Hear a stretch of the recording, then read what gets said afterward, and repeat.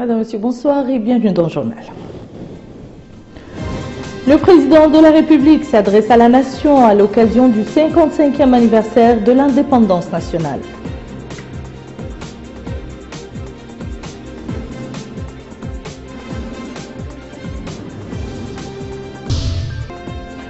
Le président de la République procède à cette occasion à Nouadhibou qui va abriter les festivités de cet anniversaire à l'inauguration d'importants projets d'intérêt économique vitaux.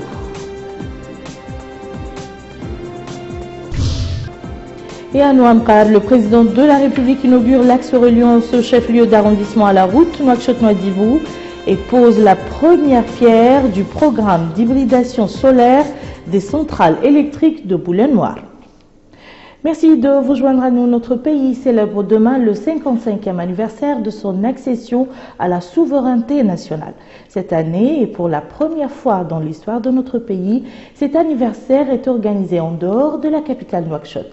Nouadhibou, la capitale économique, a été choisie pour inaugurer la décentralisation des festivités de l'indépendance nationale dont le coup d'envoi sera donné par le président de la République, Mohamed Ould Abdelaziz, qui est depuis cet après-midi l'hôte de nos concitoyens de la capitale économique. Comme le veut la coutume, le chef de l'État s'est adressé à cette occasion à la nation. Nous vous invitons à suivre la traduction intégrale du discours du président de la République. الله الرحمن الرحيم والصلاة والسلام على أشرف المرسلين أيها المواطنون أيتها المواطنات. Citoyennes, citoyens, notre pays commémore demain le 55e anniversaire de l'indépendance nationale. En cette heureuse occasion, j'adresse mes vives félicitations à toutes les Mauritaniennes et à tous les Mauritaniens, implorant Allah le Tout-Puissant de préserver notre nation et de protéger notre pays.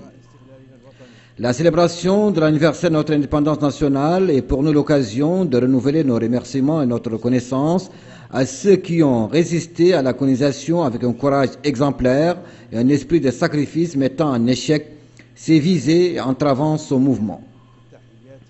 C'est aussi le lieu pour moi d'adresser en votre nom tous les salutations à nos forces armées et de sécurité, officiers, sous-officiers et soldats, pour les immenses sacrifices qu'ils ont consenti avec abnégation et professionnalisme au service de la défense de notre intégrité territoriale, de la sécurité du pays et des citoyens, ainsi que pour le savoir-faire et la discipline dont ils ont fait preuve dans l'accomplissement de leur devoir de maintien de l'ordre et de la paix dans de nombreux pays africains, ce qui leur a valu d'être cités en exemple.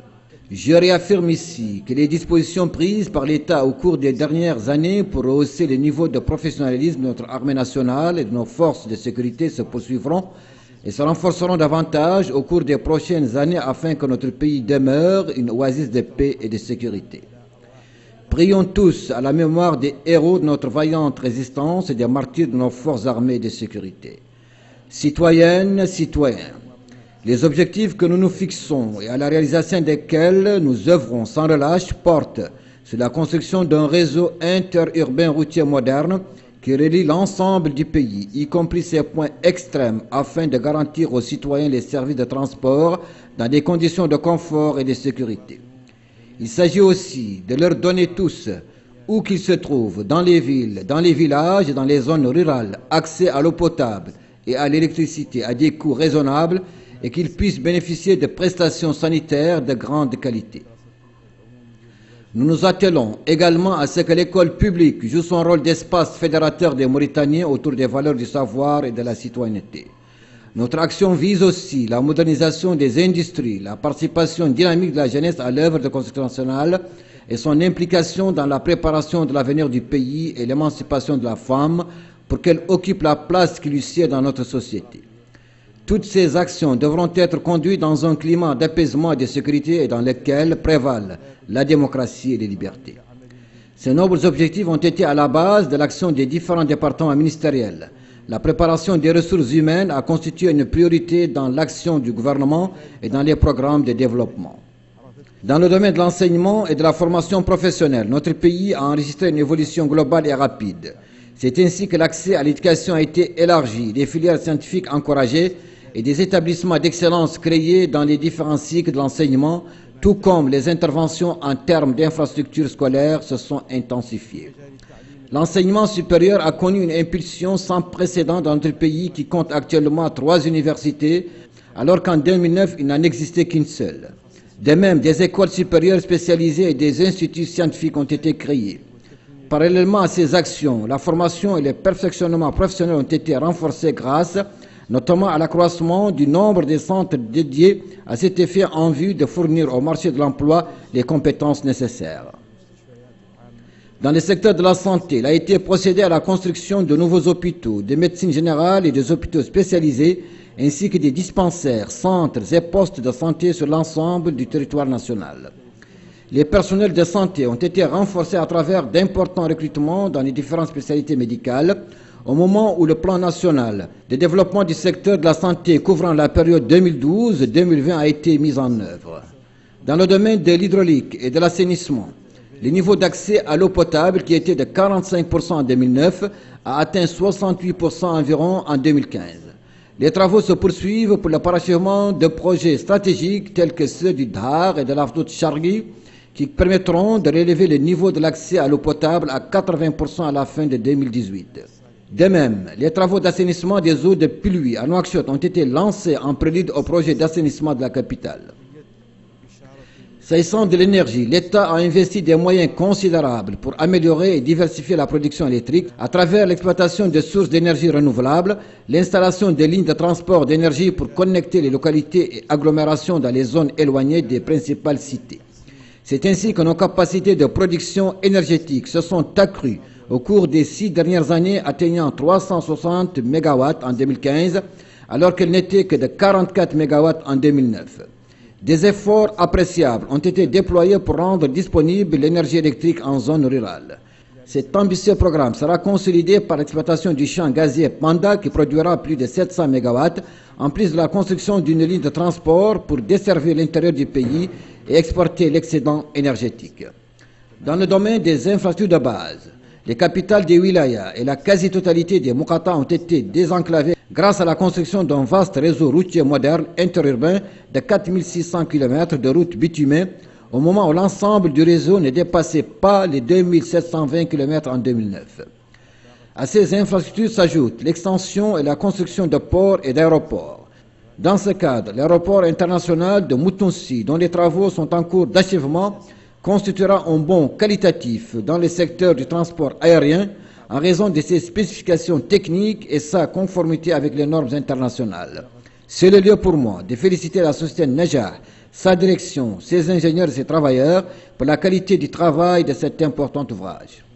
Dans le secteur des pêches, après le parachèvement de la réalisation des infrastructures à Nouadhibou et la mise en exploitation des embarcations construites sur ressources propres et par une expertise nationale, les travaux de construction du port de pêche de Tanit ont démarré. Il s'agit du premier port de pêche sur la partie centrale de notre façade maritime. Dans le cadre de la nouvelle stratégie de ce secteur, il sera procédé à la construction de 3 nouveaux autres ports au sud de Nouakchott, dont celui d'un port à multiples fonctions au point extrême de nos côtes maritimes. Ce port comprendra 3 quais respectivement de pêche, de commerce et militaire, en plus d'un atelier de fabrication et de réparation des embarcations.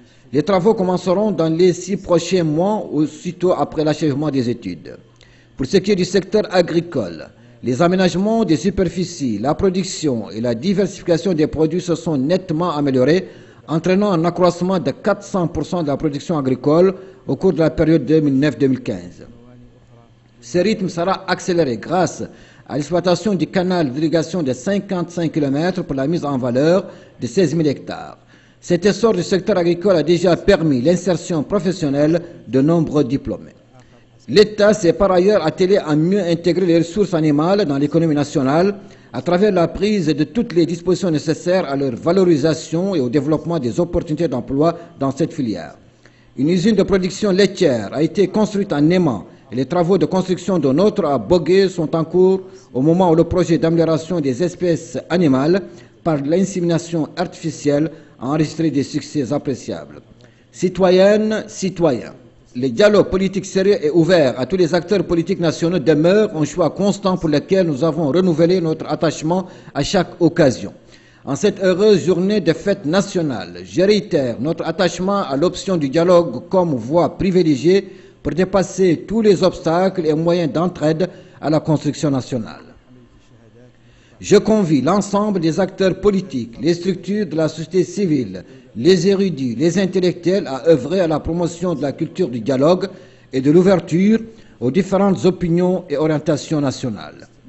Citoyennes, citoyens, le climat de liberté et de quiétude qui prévaut dans notre pays devra nous conduire à mesurer l'ampleur de notre responsabilité dans la sauvegarde de notre unité nationale et le renforcement de notre cohésion sociale.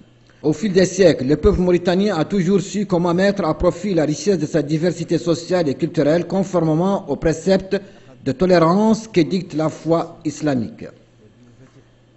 L'État a œuvré avec constance et sagesse au renforcement des valeurs démocratiques, de justice et d'égalité, tout comme il a accordé un intérêt particulier aux jeunes et aux femmes et favorisé leur plus grande participation dans l'œuvre de construction nationale.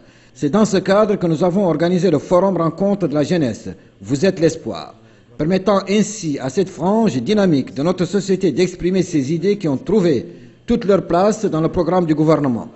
Nous avons annoncé récemment la formation d'un conseil supérieur des jeunes pour qu'il serve de creuset d'expression des idées, opinions, suggestions et initiatives des jeunes. Conformément à notre ferme volonté de soutenir constamment les franges les plus fragiles de notre société, d'améliorer leurs conditions de vie, de leur assurer la protection de l'État, il a été décidé de créer à compter de l'année prochaine un fonds destiné à contribuer au financement de l'assurance maladie au profit des dockers et des marins.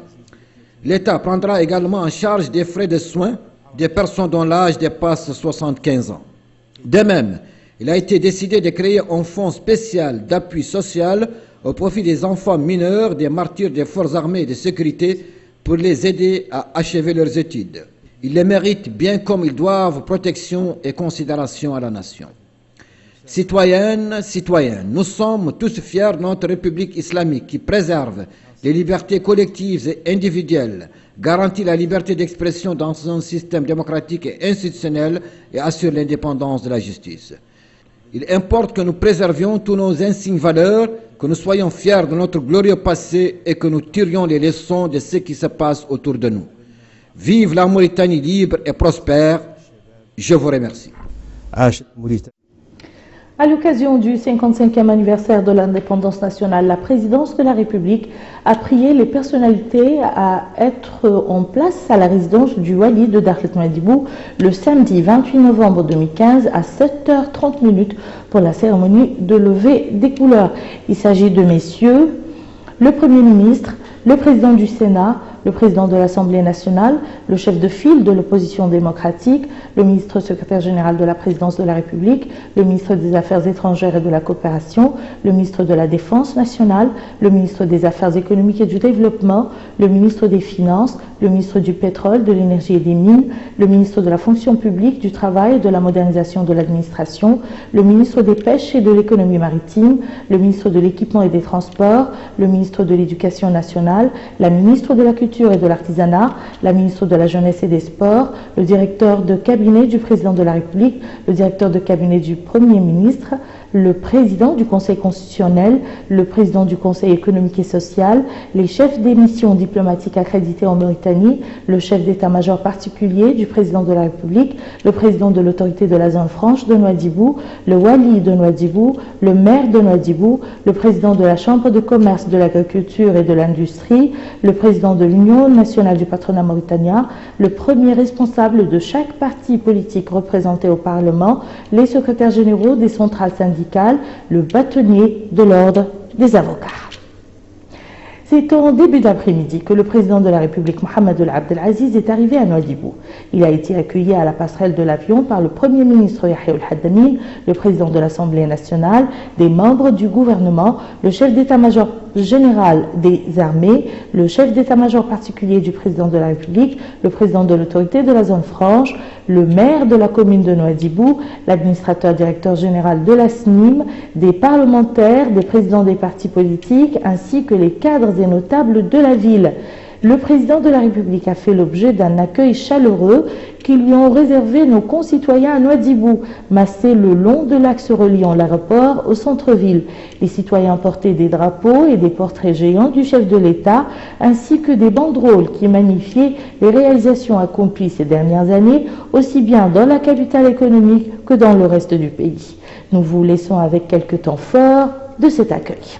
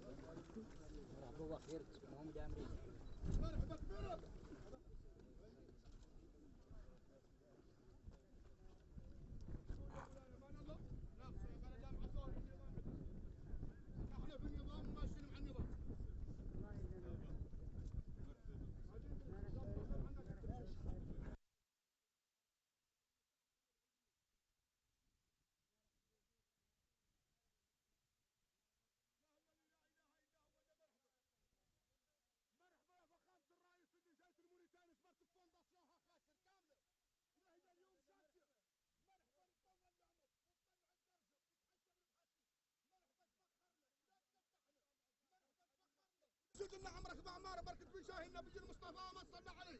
مرحبا بك يا رئيس الدوله، مرحبا بك. والدوله جايه والحريه خارجه والوحده الوطنيه خارجه والعداله خارجه ولا قامت ولا خير ولا النصر يعني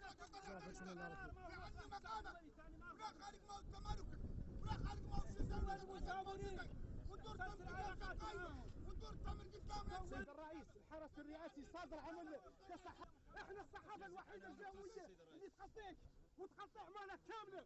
مرحبا بك وعاملنا ذي المعامله السيئه وقال له خوته وماشي. مرحبا بك رفع الدرجه وتحشى من المحاسيد اللي ما هو عزيز في كريز ومكرش والبسود.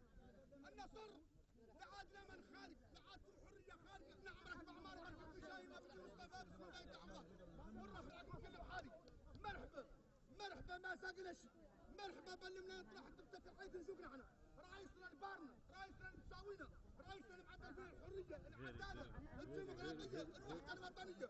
فما تحدوا موتنا، حملة حاضنه 50 سنه. 50 سنه تحت الرجال، و400 سنه عايشه يا رئيس.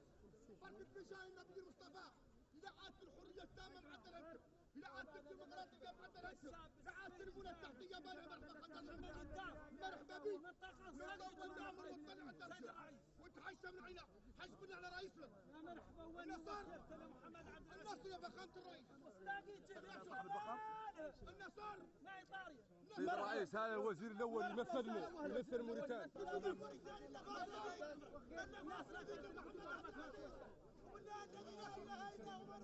يا فخامه الرئيس.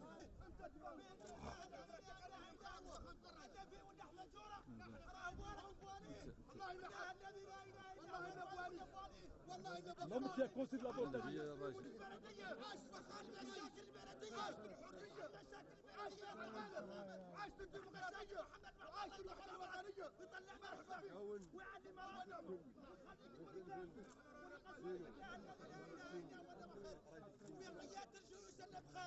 الرئيس هذا مدير الاسلام كله ممد فاتحوا المواطنين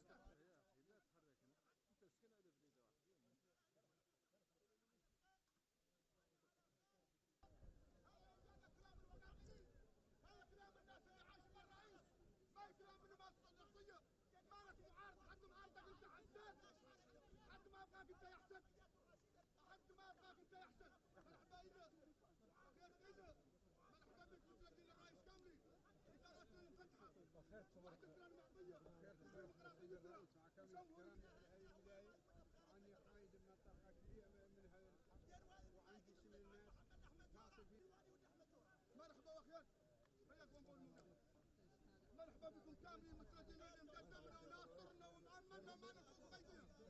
يا عملة حاكم موريتاني 50 سنة وعايش 400 سنة. في بلد فين؟ خير؟ مرحبا بكم كاملين. نطول العمر وطلع الدرس.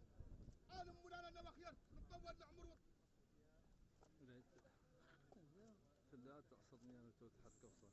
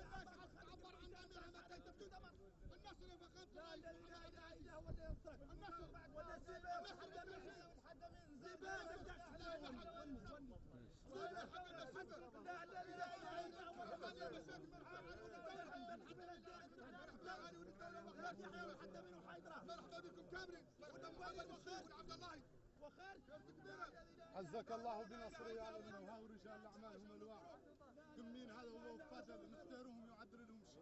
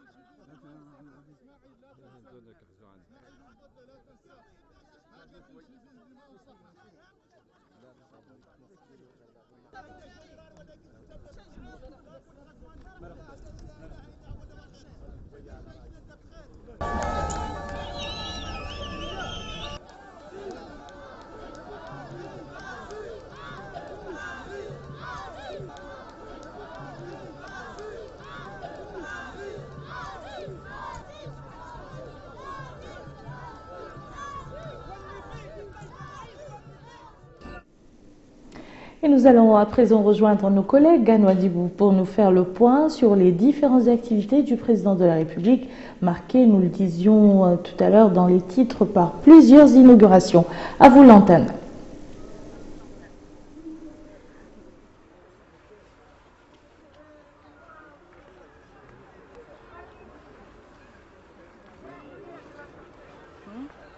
Mesdames, Messieurs, bonsoir. Bonsoir et bienvenue à cette édition depuis Nouadhibou. Je suis avec Bokar Baylaba. Cette page spéciale est dominée aujourd'hui par les activités du président de la République. Le développement juste après le jingle.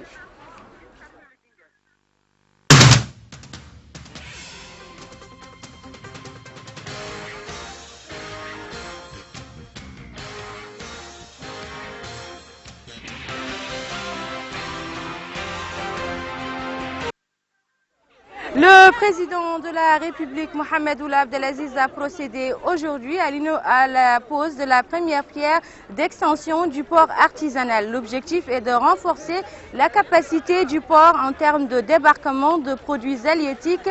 Ce projet est réalisé en partenariat avec le Royaume du Japon. Bokar Beylaba. L'extension du port artisanal de Nouadhibou fait partie des projets entrepris par la zone franche. Le coup d'envoi des travaux de l'extension du projet a été donné par le président de la République dans le cadre des festivités marquant le 55e anniversaire de l'indépendance nationale. Le projet, dont le coût est de 3 milliards de guillas, est financé entièrement sous forme de dons du Royaume du Japon. Le président de la République, M. Mohamed Ould Abdelaziz, a été édifié sur les différentes composantes du projet. Le président de la zone franche de Nouadhibou, M. Mohamed Ould Daf, a souligné que la présence du chef de l'État témoigne de sa ferme volonté d'œuvrer dans le développement du secteur halieutique, dont les ports constituent des maillons importants. De son côté, l'ambassadeur du Japon en Mauritanie, son Excellence, M. Yon Yoshida, il a mis en exergue l'importance de la coopération mauritano-nippone dans tous les domaines, notamment le secteur halieutique. Le maire de la commune de Nouadhibou a quant à lui apprécié le projet d'extension du port qui permettra de créer une valeur ajoutée dans la capacité de débarquement des produits issus de la pêche. Mesdames, Messieurs, bonsoir, bienvenue sur votre chaîne en Mauritanie. Comme vous le savez, la pêche est un secteur stratégique en Mauritanie et le président de la République, M. Mohamed Ould Abdelaziz, a supervisé aujourd'hui à Boulenoir à la pose de la première pierre du programme d'hybridation solaire des centrales énergétiques de cette ville, de Boulenoir, Chami, Atar, Akjust, Boutilimite, Aleg et Ayoun, et ce dans le cadre des festivités du 55e anniversaire de l'indépendance nationale. Aminata Khan.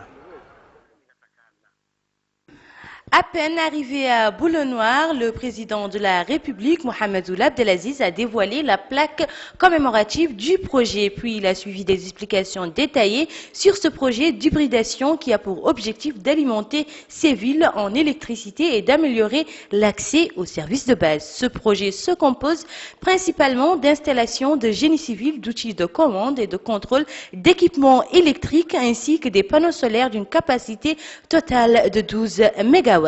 L'occasion pour le ministre du pétrole, de l'énergie et des mines, Mohamed Salem Ould Béchir, d'indiquer que la première phase de ce programme, dont le coût global est de 22 millions de dollars, concerne 7 villes de l'intérieur du pays. Il a ajouté que la deuxième phase de ce programme, en cours de conception, comprend, en plus de l'hybridation solaire de certaines centrales électriques existantes, la construction d'une nouvelle station hybride. Le ministre s'est par ailleurs apaisanti sur les réalisations au niveau de la municipalité de Boulenoir, dont un réseau électrique moderne qui profite aux habitants. De son côté, le maire de Boulenoir, Ahmed Baba Ould Bari, s'est félicité de la mise en œuvre de ce projet qui aura des répercussions positives sur la vie de sa commune. Cet élément que vous venez de voir parle des énergies solaires et des énergies renouvelables qui seront partagées. Cette expérience sera partagée dans toutes les wilayas du pays. Le président de la République était arrivé un peu plus tôt à Boulenoir où il a fait l'objet d'un accueil populaire chaleureux.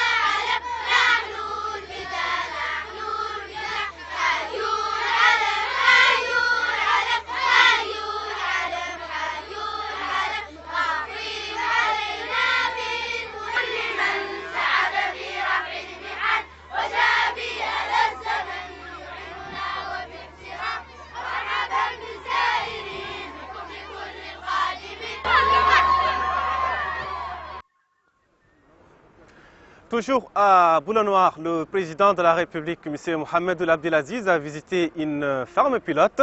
Et sur place, le chef de l'État s'est informé sur la situation de la ferme, notamment la production et sa qualité, ainsi que les problèmes auxquels font face les agriculteurs, particulièrement l'eau, l'arrosage et la commercialisation de leurs produits. La ferme a une superficie de 45 hectares repartie en 720 parcelles. Au terme de sa visite, le président de la République a pris l'engagement d'envoyer une mission du département concerné pour étudier les problèmes posés en vue de leur trouver des solutions.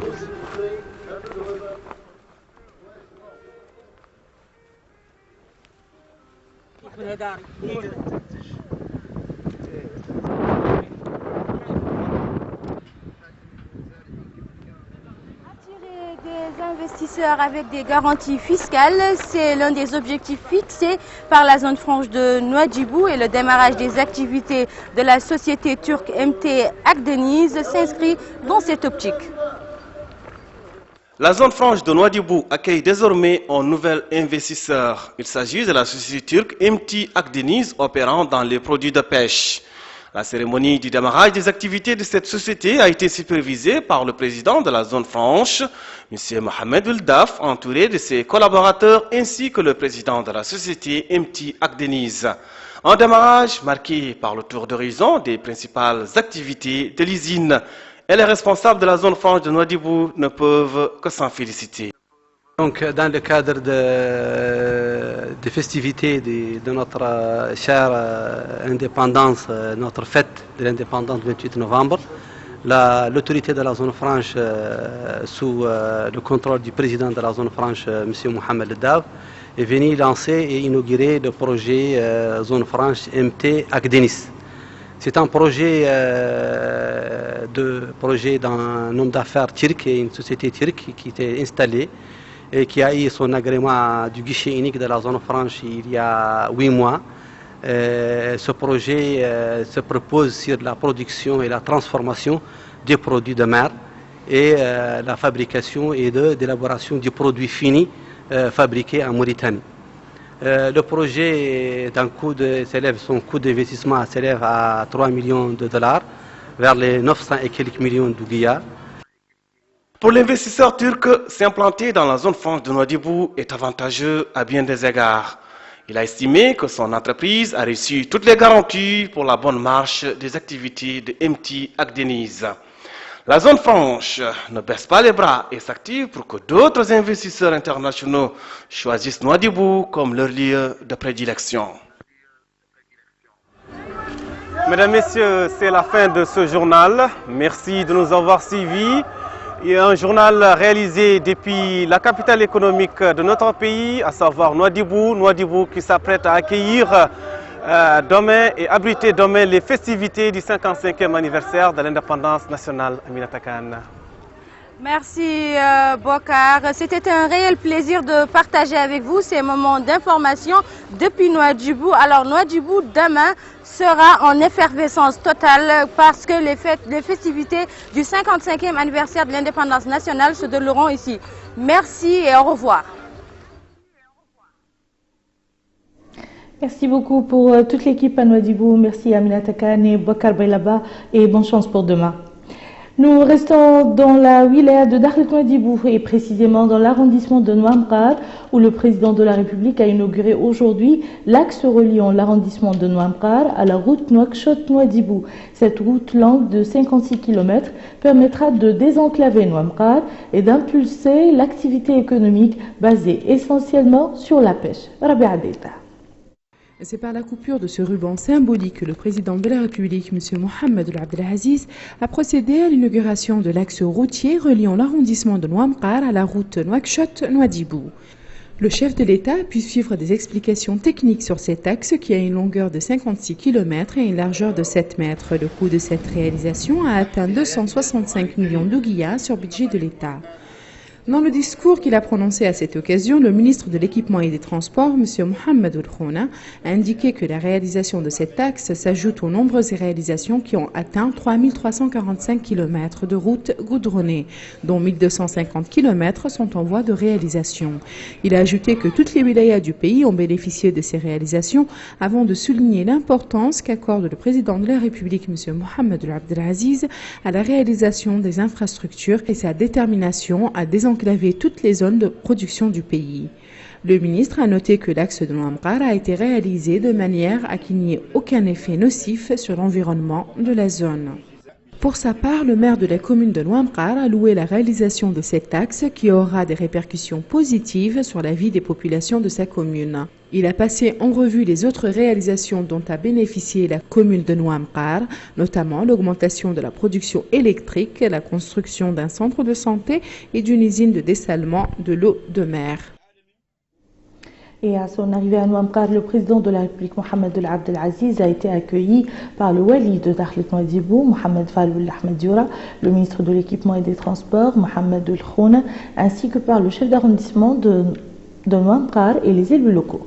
Les populations de l'arrondissement ont réservé un accueil particulièrement chaleureux au président de la République, brandissant le drapeau national, les portraits géants du chef de l'État et les banderoles louant les réalisations accomplies en leur faveur.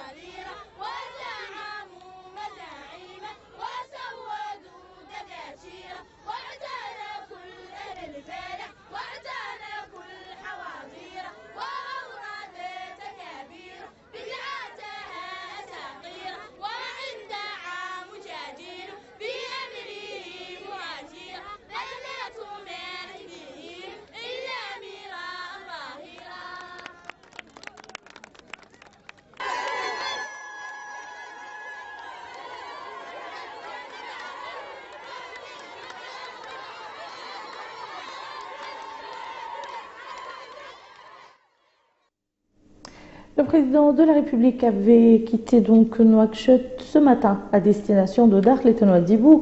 Il a été salué à son départ de l'aéroport de Nouakchott par le ministre de l'Intérieur et de la décentralisation, le ministre de la Justice, la ministre déléguée auprès du ministre des Affaires étrangères et de la coopération, le wali de Nouakchott-Ouest et la présidente de la communauté urbaine de Nouakchott. Au cours de ce voyage, le président de la République est accompagné de son directeur de cabinet.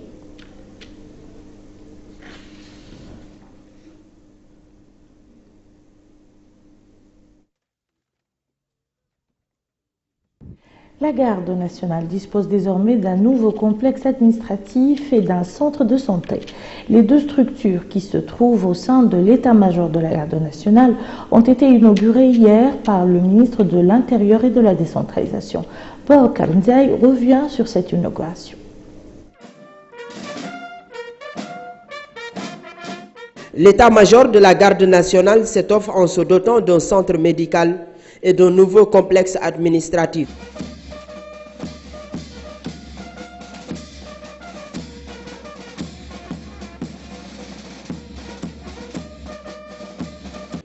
Le nouveau complexe inauguré par le ministre de l'Intérieur et de la décentralisation Ahmedoul Abdellahi, en compagnie du général Misraoul Sidi, chef d'état-major de la garde nationale, comprend un service de l'information et des traditions militaires.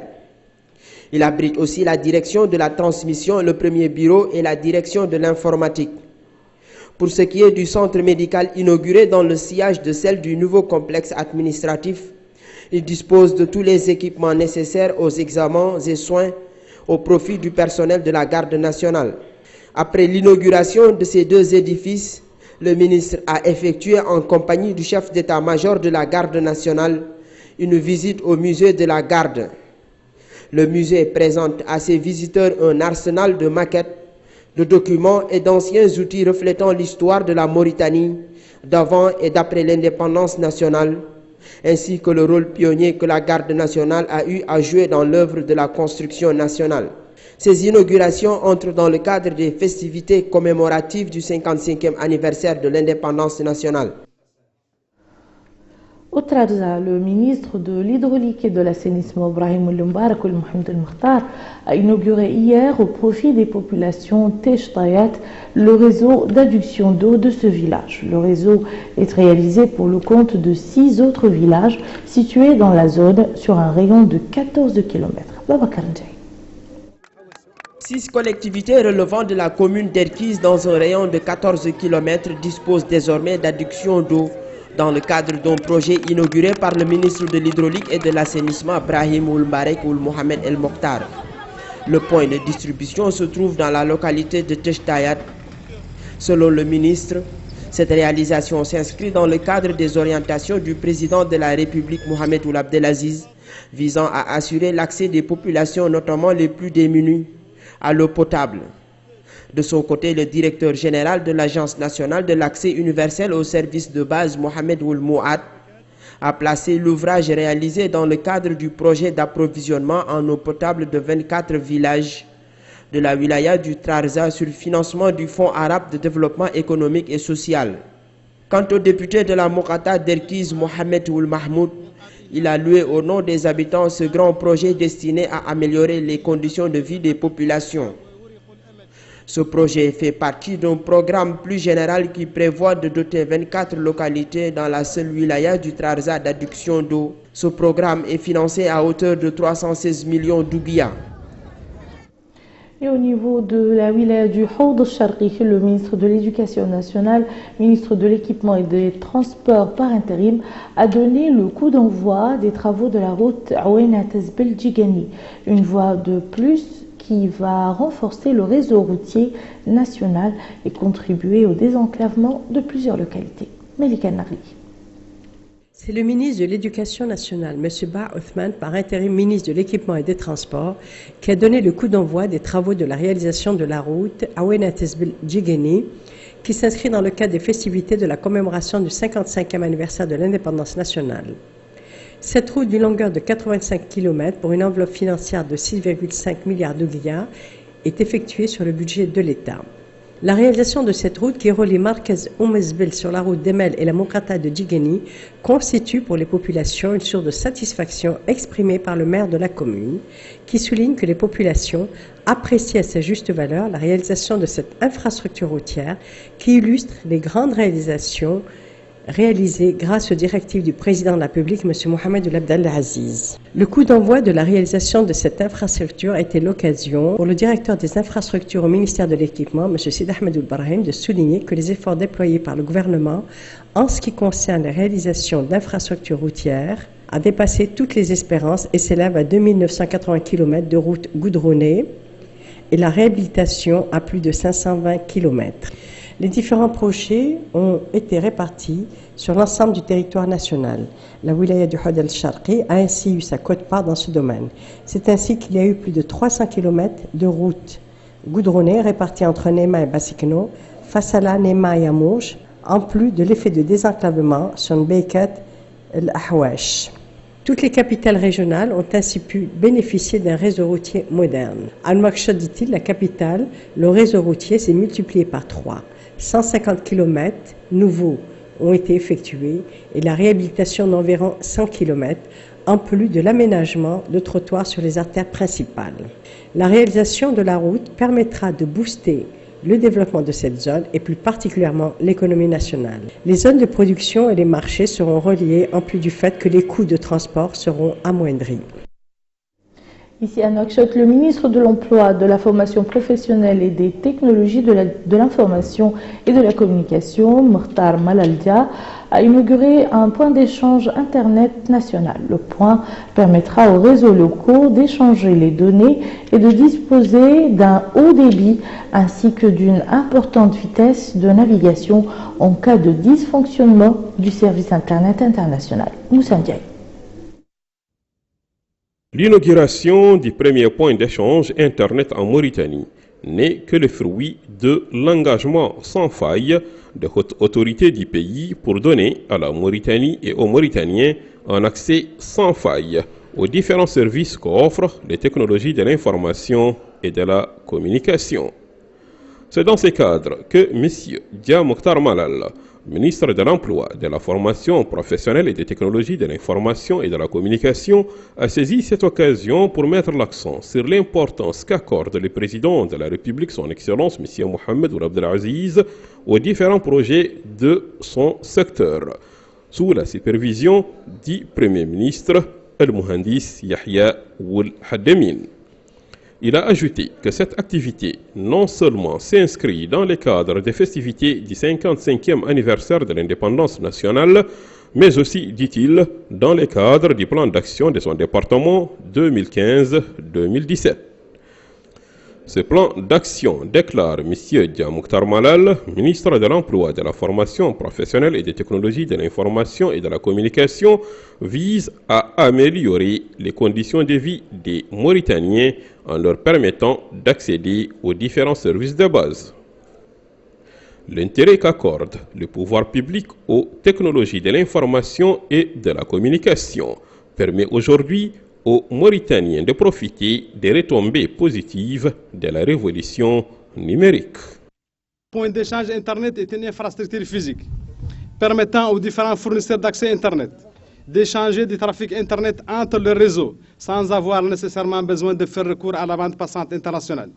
Cet échange de trafic en interne a un impact positif sur la qualité, la sécurité, le coût et surtout l'autonomie des transactions, ce qui consacrera véritablement l'indépendance numérique de notre pays. À travers Remix, qui est une association professionnelle et qui regroupe 8 entreprises publiques et privées, l'inauguration de ce premier point d'échange va beaucoup améliorer la qualité des services Internet en Mauritanie.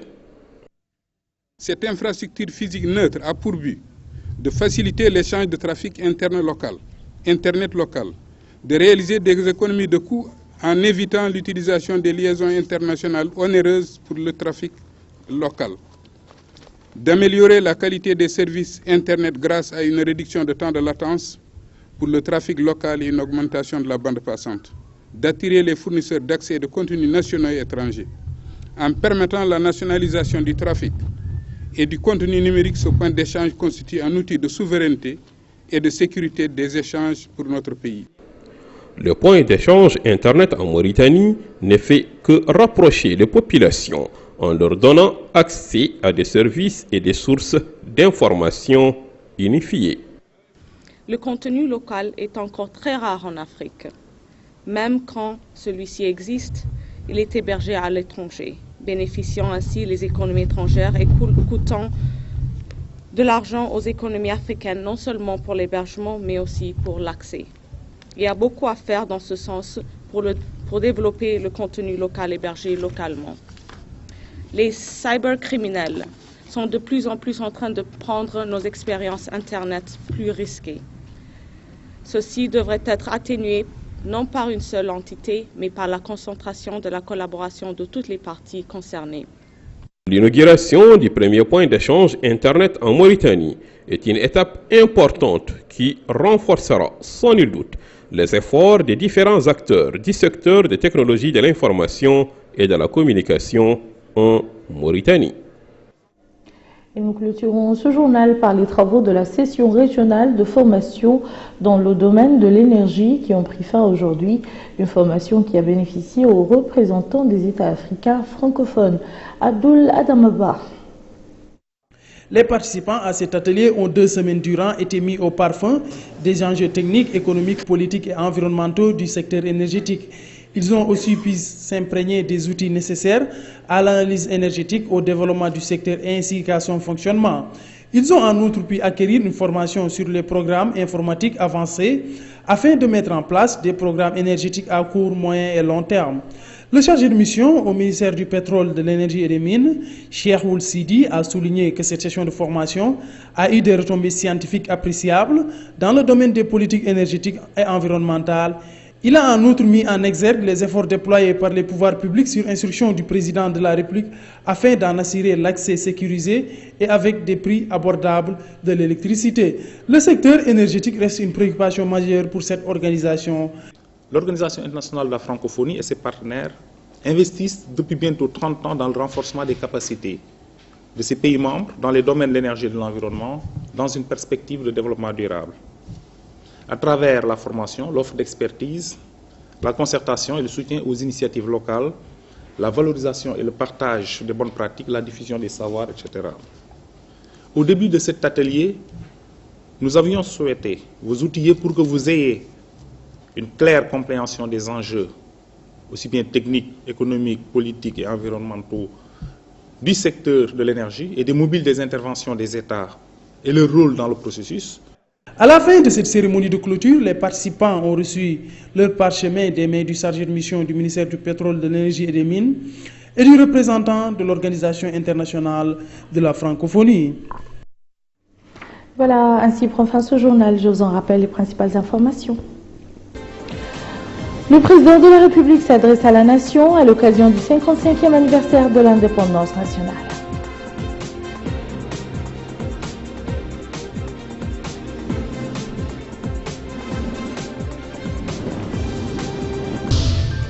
Le président de la République procède à cette occasion à Nouadhibou, qui va abriter les festivités de cet anniversaire, à l'inauguration d'importants projets d'intérêt économique vitaux. Et à Nouamqar, le président de la République inaugure l'axe reliant le chef-lieu d'arrondissement à la route Nouakchott-Nouadhibou et pose la première pierre du programme d'hybridation solaire des centrales électriques de Boulanoir. Au nom de toute la rédaction de ce journal et en mon nom personnel, je vous souhaite une bonne fête de l'indépendance et à très bientôt, Inch'Allah.